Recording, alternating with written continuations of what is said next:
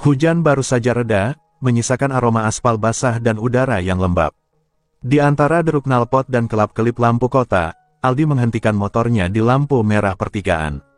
Jaket lusuhnya masih basah, dan ransel di punggungnya menggantung berat, seolah menyimpan beban hidup yang tak kasat mata. Tatapannya kosong, menerawang jauh ke depan, namun pikirannya tertinggal di masa lalu, masa yang selalu menahannya untuk benar-benar bebas. Di seberang jalan, Anissa berdiri tegak. Seragam polwannya rapi, wajahnya bersih dan tenang, namun matanya menyimpan kewaspadaan seorang penegak hukum. Ia baru saja dipindahkan ke wilayah itu, dan belum genap seminggu bertugas. Tapi instingnya tajam, dan matanya langsung tertuju pada pemuda dengan motor hijau mencolok itu. Bukan karena pelanggaran, tapi karena tatapan mata yang menyimpan luka yang ia kenali, luka yang dulu juga ia miliki. Lampu merah masih menyala, dan Aldi menunduk, menghela napas panjang. Ia tidak tahu bahwa takdir sedang mempermainkannya. Dari balik kaca helmnya, ia menangkap bayangan sosok wanita itu. Entah mengapa, sesuatu dalam dirinya terasa bergetar, bukan karena takut, tapi karena ada cahaya hangat yang mencoba menembus dinding keras yang ia bangun selama bertahun-tahun.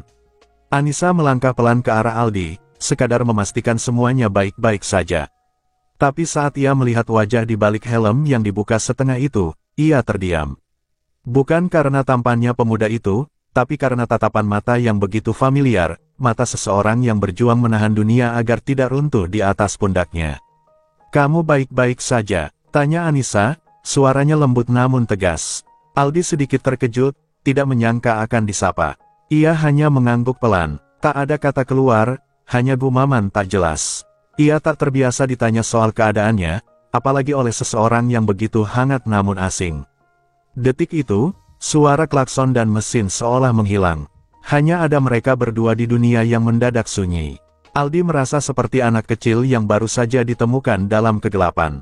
Dan Anissa, meski belum tahu apa-apa tentang laki-laki ini, merasakan ada sesuatu yang rapuh dalam dirinya yang ingin ia jaga. Namun dunia tak pernah ramah bagi orang-orang seperti Aldi. Di kejauhan, sebuah mobil hitam berhenti pelan. Dari balik jendelanya, sepasang mata penuh dendam mengamati pertemuan singkat itu. Masa lalu Aldi tak suka melihatnya bahagia, dan malam ini adalah peringatan bahwa ia tak bisa lari selamanya. Lampu lalu lintas berganti hijau. Aldi menyalakan motornya, hendak melaju, tapi sempat menoleh. "Terima kasih," katanya lirih. Anissa mengangguk, tak tahu bahwa dua kata itu akan menjadi awal dari cerita yang jauh lebih rumit daripada yang bisa ia bayangkan. Dan di persimpangan jalan itu, dua hati yang rusak diam-diam saling mengenali. Mereka tak tahu bahwa cinta bisa muncul di tempat paling tak terduga, dan terkadang, cinta saja tak cukup untuk menyelamatkan semuanya. Malam itu, langit mendung menggantung rendah seolah menyimpan rahasia yang enggan dibagikan. Di sebuah kamar sempit kontrakan tua di pinggiran kota, Aldi duduk menunduk, membiarkan air hujan menetes dari rambutnya yang masih basah. Di tangannya, sebuah foto usang berwarna sepia, ia dan adiknya, waktu mereka masih kecil, tersenyum tanpa tahu betapa keras dunia akan menjadi. Ia menyimpan foto itu kembali ke dalam ransel yang robek di sudut, satu-satunya warisan dari masa yang tak ingin ia ulangi. Sementara itu, di markas kecil kepolisian lalu lintas tempat Anissa bertugas, ia termenung di meja tugasnya. Wajah pemuda bermata sendu itu terus menghantui pikirannya. Ia pernah melihat sorotan yang sama dalam cermin, dulu, saat ia harus merelakan ayahnya tewas dalam tugas, dan ibunya meninggalkannya demi menikah lagi. Anissa tumbuh menjadi wanita kuat, bukan karena ingin, tapi karena tak punya pilihan lain. Ponsel Aldi bergetar, sebuah pesan masuk dari nomor tak dikenal. "Kita belum selesai, kau hutang darah." Tangannya gemetar, ia mengenal nada ancaman itu, gaya bicara Bram, mantan ketua geng, serigala jalanan, yang dulu pernah Aldi ikuti sebelum ia memilih keluar dan menghilang. Keputusannya untuk meninggalkan dunia itu telah menyelamatkan nyawanya, tapi juga menyalakan bara dendam di hati banyak orang.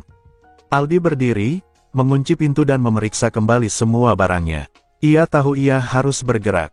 Bertahan di satu tempat terlalu lama hanyalah undangan bagi maut. Tapi kali ini, ada yang berbeda. Ada alasan baru untuk bertahan, seseorang yang baru ia temui, Anissa. Dan entah kenapa, bayangan senyumnya terasa seperti jangkar di tengah badai. Di sisi lain kota, Bram menyalakan rokoknya dengan tangan penuh luka bekas perkelahian. Di sekitarnya, beberapa anggota geng lamanya masih setia, meski makin brutal dan haus darah. Anak itu pikir bisa keluar begitu saja. Geramnya, dia lupa siapa yang memberinya nama di jalanan. Kita akan buat dia ingat. Anissa, yang baru saja selesai tugas malam, memutuskan untuk pulang berjalan kaki.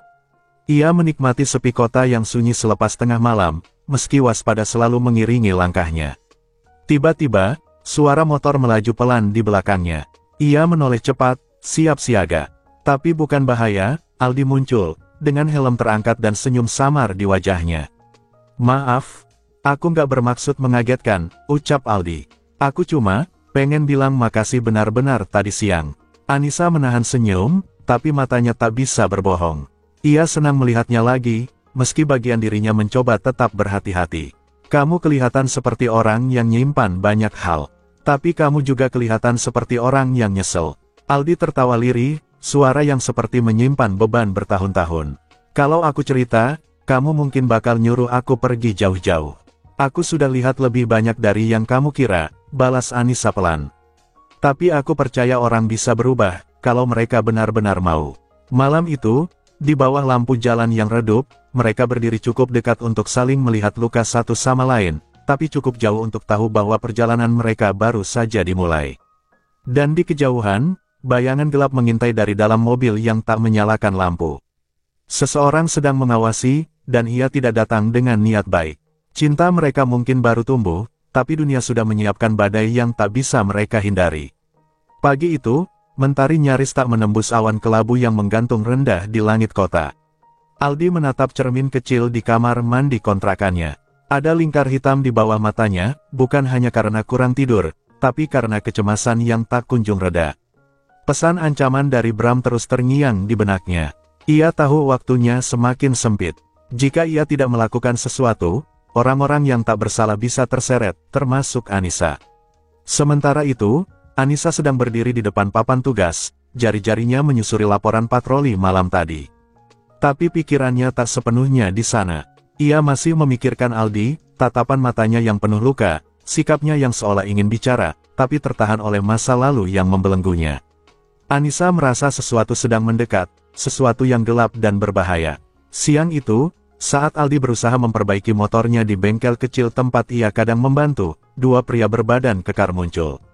Wajah mereka tidak asing, mantan anggota geng yang dulu satu jalan dengannya. Mereka tidak bicara, hanya berdiri, mengisyaratkan bahwa mereka tahu Aldi di sana.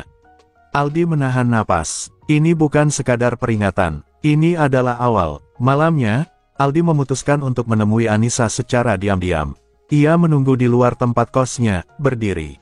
Di balik bayangan, ketika Anissa keluar hendak membeli makan malam, Aldi muncul dari gelap. "Kita perlu bicara," katanya cepat, suaranya tegang. Anissa terkejut, tapi begitu melihat wajahnya, ia tahu ini bukan pertemuan biasa. Di sebuah warung kopi sepi, Aldi mulai bercerita. Tentang masa lalunya, tentang geng, serigala jalanan, tentang bagaimana ia dulu begitu tenggelam dalam dunia kekerasan, sebelum akhirnya sadar saat adik perempuannya meninggal karena pertikaian antar geng. "Itu salahku," bisik Aldi. "Aku yang tarik dia ke kota ini. Aku yang buat dia jadi korban." Anissa terdiam lama, matanya berkaca-kaca, bukan karena kaget, tapi karena ia merasakan kesakitan Aldi seolah luka itu ada di tubuhnya sendiri. "Aku nggak akan lari," katanya pelan. "Tapi kamu harus jujur, sampai akhir. Kalau kamu mau berubah, aku akan berdiri di sampingmu." Namun cinta tak cukup untuk membuat bahaya menjauh. Malam itu juga, seseorang menyelinap ke kontrakan Aldi. Tak ada yang diambil, tapi dindingnya dicoret, "Kau milik jalanan, bukan dia." Pesan itu seperti duri yang menusuk. Aldi menggenggam tangannya kuat-kuat. Bram tak akan berhenti, tidak selama ia masih hidup. Keesokan harinya, Anissa dipanggil oleh atasan. Ada laporan intelijen bahwa geng lama di wilayah mereka mulai aktif kembali. Nama, Serigala Jalanan, muncul di laporan itu, bersama satu nama yang nyaris membuat Anissa terdiam, Aldi Darmawan. Hanya Anissa yang tahu siapa dia sebenarnya, dan sekarang ia harus memilih, melindungi Aldi, atau menjalankan tugas sebagai penegak hukum. Di sisi lain kota, Bram bersiap. Ia tahu Aldi mulai dekat dengan seorang polwan. Dan bagi Bram, cinta adalah kelemahan. Kita serang di tempat yang paling menyakitkan, katanya pada anak buahnya. Kita buat dia merasakan kehilangan lagi. Aldi mulai merencanakan pelarian, tapi bukan untuk dirinya. Ia ingin menghilangkan jejaknya agar Anissa aman. Namun Anissa bukan perempuan yang mudah ditinggalkan. Kalau kamu pergi tanpa bicara, aku akan anggap kamu pengecut, katanya saat menemukan Aldi berkemas. Dan kamu bukan itu, kan? Dan di antara pelukan yang singkat tapi penuh rasa takut, mereka tahu badai semakin dekat. Cinta mereka diuji oleh masa lalu, dan satu-satunya cara untuk bertahan adalah melawan. Petang merambat cepat, menyelimuti kota dengan cahaya oranye yang sayu. Aldi berdiri di atap kontrakannya, menatap horizon dengan pandangan kosong. Angin meniup rambutnya pelan, tapi pikirannya berkecamuk seperti badai. Ia sudah terlalu sering melarikan diri, dan kali ini, ia tak ingin bersembunyi lagi. Tapi bagaimana jika perjuangannya justru menyeret Anissa ke dalam pusaran yang lebih dalam? Di tempat lain, Anissa memandang map merah di tangannya dengan jantung berdegup cepat. Ia akhirnya menerima laporan rahasia yang menyebut nama Aldi secara langsung.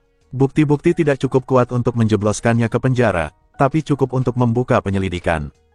Ia tahu ia berjalan di garis yang tipis, antara cinta dan tugas, antara keberanian dan pengkhianatan. Malam itu, Aldi mengirim pesan kepada Anissa. Jangan keluar malam ini, apapun yang terjadi, tetap di dalam kamar. Kunci pintu. Tapi hati Anissa menolak diam. Ia tahu sesuatu akan terjadi malam ini. Dan ia tak bisa tinggal diam saat orang yang ia cintai berdiri sendirian menghadapi kegelapan. Di gang sempit belakang bengkel tempat Aldi biasa membantu, Bram dan anak buahnya menunggu dalam gelap. Mereka bukan sekadar ingin memberi pelajaran, mereka ingin mengirim pesan. Aldi pernah menjadi bagian dari mereka, tapi pengkhianatan punya harga yang mahal. Dan bagi Bram, harga itu dibayar dengan darah. Aldi datang sendiri, tanpa senjata, tanpa perlindungan.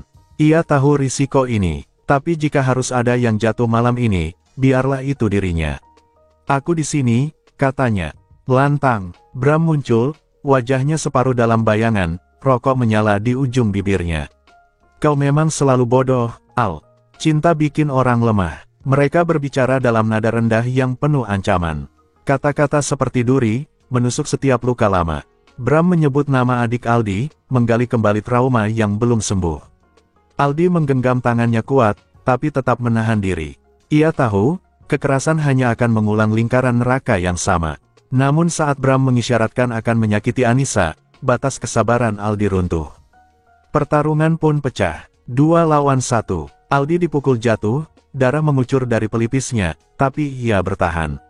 Ia tak lagi bertarung untuk dirinya. Ia bertarung untuk seseorang yang membuatnya ingin hidup. Tepat saat salah satu anak buah Bram hendak menusukkan pisau, suara tembakan meletus di udara. Semua terdiam. Dari balik gang, Anissa muncul, pistol di tangan, wajahnya pucat tapi matanya tak goyah. Lepaskan dia, atau kalian tidak keluar dari sini. Dalam sekejap, situasi berbalik. Polisi yang sejak tadi mengintai atas perintah Anissa pun mengepung lokasi. Bram tertangkap, anak buahnya lari tunggang langgang. Aldi terbaring lemah, tubuhnya penuh luka, tapi matanya mencari satu wajah, Anissa. Dan saat tatapan mereka bertemu, seolah seluruh dunia menjadi hening. Kamu datang, bisik Aldi. Anissa menggenggam tangannya, menahan air mata. Aku nggak akan biarkan kamu hadapi semuanya sendiri. Di rumah sakit malam itu, Aldi dirawat dengan luka fisik yang parah, tapi luka jiwanya perlahan mulai sembuh. Untuk pertama kalinya, ia merasa pantas untuk dicintai. Dan Anissa, duduk di sampingnya, tahu bahwa pilihannya untuk mencintai Aldi, bukan keputusan yang salah. Namun meski Bram tertangkap, ancaman belum sepenuhnya pergi. Masih ada sisa-sisa, serigala jalanan, yang belum tertangkap. Dan lebih dari itu, publik mulai mempertanyakan kedekatan seorang polwan dengan mantan kriminal. Cinta mereka mungkin selamat malam ini. Tapi badai berikutnya, sedang menunggu di balik fajar. Pagi itu, sinar matahari menembus tirai putih rumah sakit, memantul lembut di wajah Aldi yang masih lemah. Di sampingnya, Anissa duduk tak bergerak. Malam tadi ia tak tidur, matanya bengkak karena terlalu lama menahan air mata. Bukan hanya karena luka-luka di tubuh Aldi, tapi karena luka yang mulai tumbuh di dalam hatinya sendiri, luka dari dunia yang mulai memandang mereka dengan tatapan penuh curiga. Di luar kamar rawat, 2 orang petugas propam menunggu. Mereka tak datang untuk menjenguk, melainkan membawa surat panggilan untuk Anissa. Kedekatannya dengan Aldi menjadi sorotan. Seorang polwan yang jatuh cinta pada mantan anggota geng jalanan adalah pelanggaran etik yang bisa menghancurkan karirnya. Anissa tahu ini akan datang. Tapi tetap saja, membaca surat itu membuat tangannya gemetar. Ia berbalik ke kamar, menatap wajah Aldi yang masih terlelap. Apa semua ini salah? Tanyanya dalam hati. Ia mencintai Aldi bukan karena ingin menentang dunia, tapi karena ia melihat sisi yang tak pernah dilihat orang lain, sisi yang hancur tapi ingin disembuhkan. Sementara itu, di sudut kota lain, sisa-sisa geng, serigala jalanan, mulai merapatkan barisan. Penangkapan Bram bukan akhir, justru menjadi alasan baru bagi mereka untuk membalas. Dan Aldi, yang dianggap sebagai pengkhianat, kini menjadi target utama. Foto-foto Aldi tersebar di forum gelap. Hadiah ditawarkan untuk siapapun yang bisa menghabisinya. Aldi sadar akan ancaman itu. Ketika ia membuka mata dan melihat Anissa duduk di sampingnya, ia tahu apa yang harus ia lakukan. "Kamu harus pergi," katanya lemah.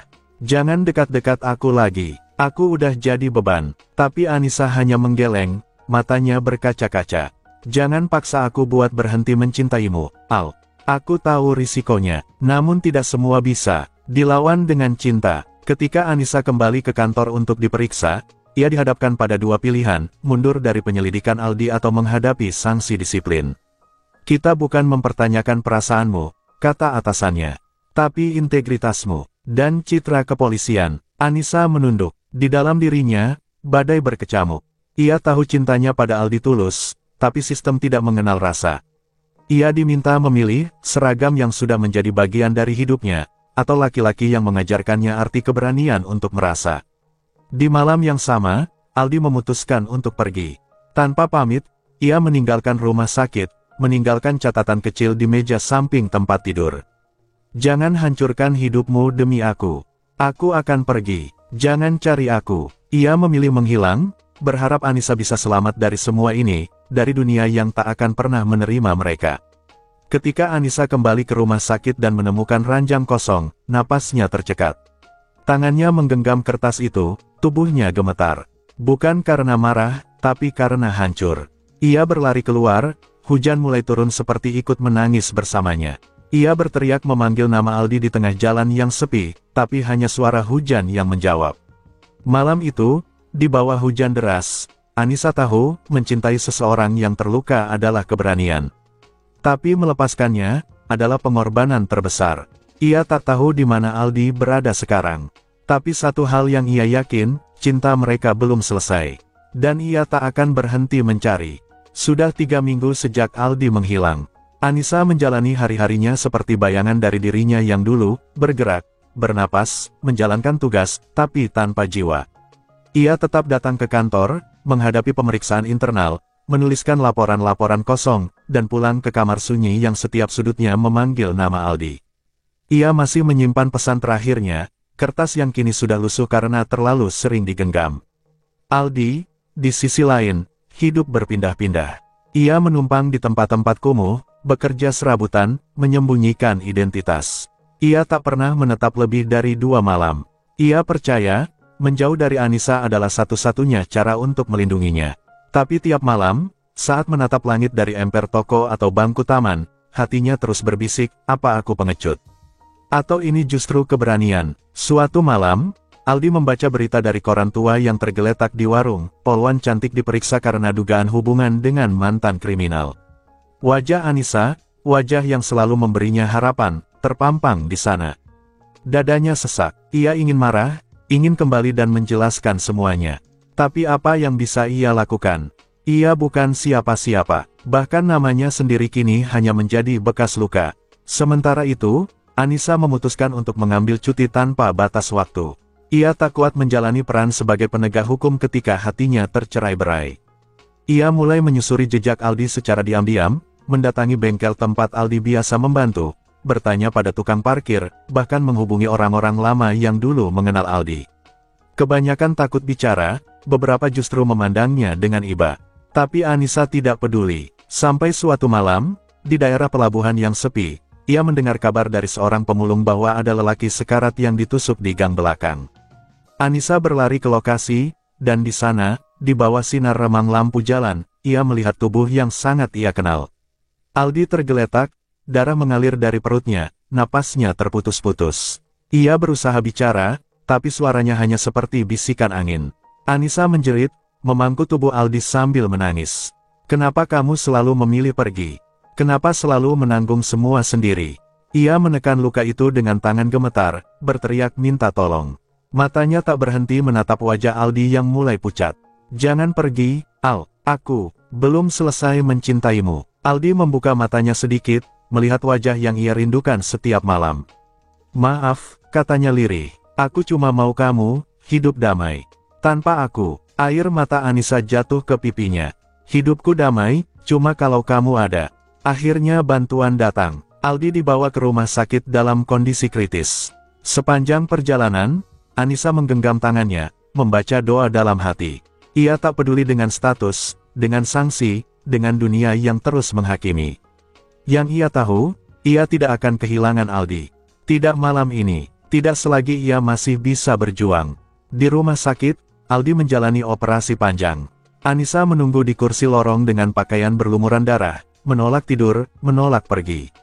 Ketika dokter keluar dengan wajah serius, jantung Anissa hampir berhenti. Tapi kabar itu seperti hujan di tengah kemarau, Aldi selamat. Namun butuh waktu lama untuk pulih. Malam itu, Anissa duduk di samping ranjangnya lagi. Tangannya menggenggam erat jemari Aldi yang dingin. Kita akan lawan ini bareng, bisiknya. Aku akan buktikan ke semua orang, bahwa kamu bukan masa lalu yang harus ditakuti. Tapi masa depan yang layak diperjuangkan. Dan dalam tidur yang damai, Aldi untuk pertama kalinya bermimpi indah. Tentang rumah kecil di pinggir kota. Tentang Anissa yang menjemputnya pulang. Tentang hidup yang akhirnya punya harapan. Hari-hari di rumah sakit menjadi ruang sunyi bagi Aldi untuk merenung. Luka di tubuhnya perlahan membaik, tapi luka di hati, yang ditinggalkan masa lalu, masih menganga. Setiap kali membuka mata dan melihat Anissa tertidur di kursi, masih mengenakan seragam yang kini tak lagi ia banggakan, Aldi dihantui perasaan bersalah. Ia ingin mencintai dengan benar, tapi mengapa cintanya selalu membawa penderitaan? Anissa sendiri seperti bayangan setia. Ia meninggalkan segala hal demi Aldi, pekerjaan, reputasi, bahkan impian masa kecilnya menjadi pelindung hukum. Tapi ia tak pernah menyesal. Cinta yang benar itu bukan yang membuatmu nyaman, ucapnya suatu malam, tapi yang membuatmu berani untuk tetap bertahan, meski semuanya runtuh. Namun dunia luar tak seromantis itu. Media mulai mengendus kembali kisah mereka. Judul-judul menyakitkan bermunculan, Polwan terlibat dengan mantan geng jalanan, Anissa, cinta atau pelanggaran. Tekanan dari kepolisian semakin besar. Mereka memberi Anissa pilihan akhir, mengundurkan diri dengan diam, atau dipecat dengan skandal. Aldi tak tinggal diam. Ketika ia cukup kuat untuk duduk, ia menghubungi salah satu wartawan idealis yang pernah menulis tentang rehabilitasi mantan narapidana. Ia memutuskan untuk bicara, bukan untuk membela diri, tapi untuk membela nama Anissa. Kalau harus ada yang disalahkan, biar aku. Tapi jangan hancurkan hidup dia. Wawancara itu tayang malam harinya. Aldi bicara dengan suara lemah, namun penuh kejujuran. Ia mengaku semua dosa masa lalunya, bagaimana ia dulu terjebak dalam kekerasan jalanan, kehilangan adiknya karena geng yang sama yang akhirnya ia lawan. Tapi ia juga bicara tentang cinta, tentang seorang wanita yang percaya padanya ketika dunia tak sudi menoleh. Wawancara itu meledak, media sosial terpecah, sebagian memaki, sebagian bersimpati. Tapi yang mengejutkan, muncul gelombang baru, dukungan untuk Anissa dan Aldi. Orang-orang yang pernah merasa tak pantas dicintai, yang pernah gagal dan bangkit lagi, merasa terwakili. Mereka menulis, membagikan, menyuarakan satu hal, setiap orang berhak atas kesempatan kedua. Meski demikian, badai belum sepenuhnya reda. Anissa tetap dipanggil untuk sidang etik. Ia berjalan masuk ruang sidang dengan kepala tegak, meski jantungnya hampir runtuh. Aldi menunggu di luar, tak mampu duduk tenang.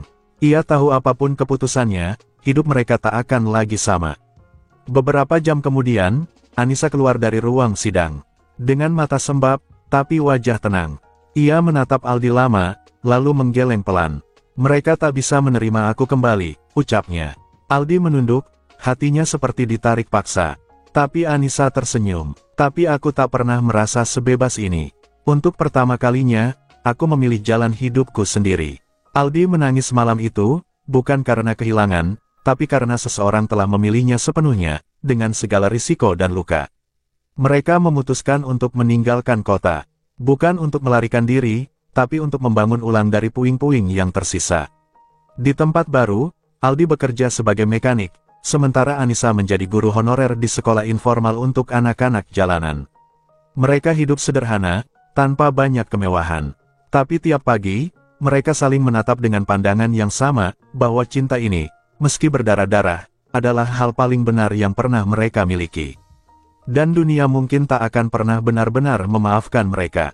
Tapi mereka telah memaafkan diri sendiri. Dan itu cukup untuk mulai hidup yang baru. Pagi di kota kecil itu terasa tenang. Aldi mulai terbiasa dengan hidup barunya sebagai montir di bengkel tua milik Pak Rahmat, seorang duda tua yang menyambutnya tanpa tanya masa lalu.